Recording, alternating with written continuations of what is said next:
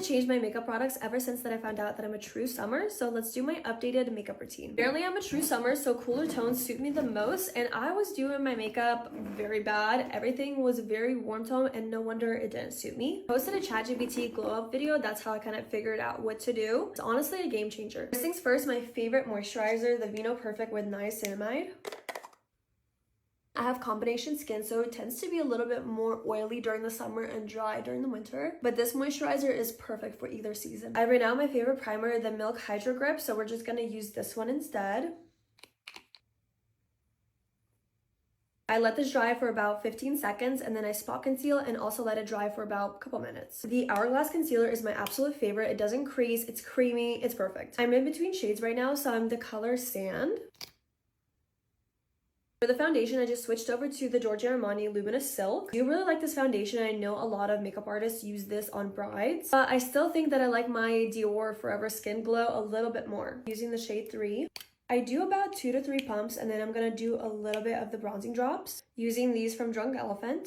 Now that I gave the concealer a little bit of time to dry, I'm gonna go in with the foundation. Pretty much all my makeup was just a little bit too warm for me, so I inserted it all into ChatGPT, all the makeup that I was currently using, and then I asked it to tell me if the shades were right, and then I also uploaded the picture of my face without any makeup. It told me that it was way too warm and I need to go much cooler. I told it the makeup brands I like, and it just gave me all of the right shades for my skin tone and lip products as well. One of the biggest changes that I've made is I stopped using bronzer because it's way too warm for my face. Instead, I'm using a contour stick from Anastasia in the shade Fawn. But I still like a little bit of warmth, so I do go in with my Merit in the shade Tiger Eye, but just a little bit so I can bring a little bit of life back into my face. Then I go in with my favorite contour brush by Patrick Ta with Is Edge. You always want to blend into the hairline and then never put contour right on the edge over here. Always put it higher on your face. I always put a little bit under my chin as well. Go back in with my beauty blender to clean up this line right here. I have been fixated on this blush for probably already a year. It's the Sleepy Girl by Rhode, the most gorgeous shade. I go in with this brush from Patrick Ta as well with this end, and I try to put it pretty high up and away from my nose and blend until you can't no more. Tell me this is not the most gorgeous shade. For the powder, I switch off between my Hourglass and the One Size in the Ultra Pink. Today we're doing Hourglass Veil. Go in with my beauty blender. Tap away as much excess as I possibly can.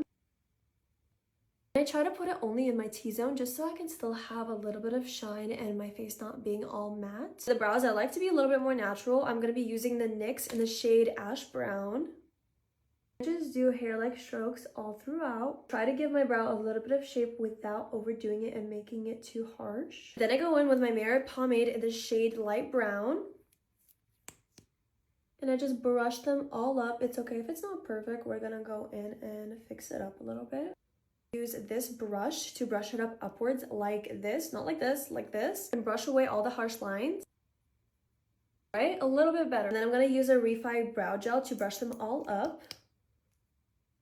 For the eyes, I always use my Patrick Ta Major Dimension 3. These are all the shades. I try to use the cooler tone ones. These 2 shades for the base.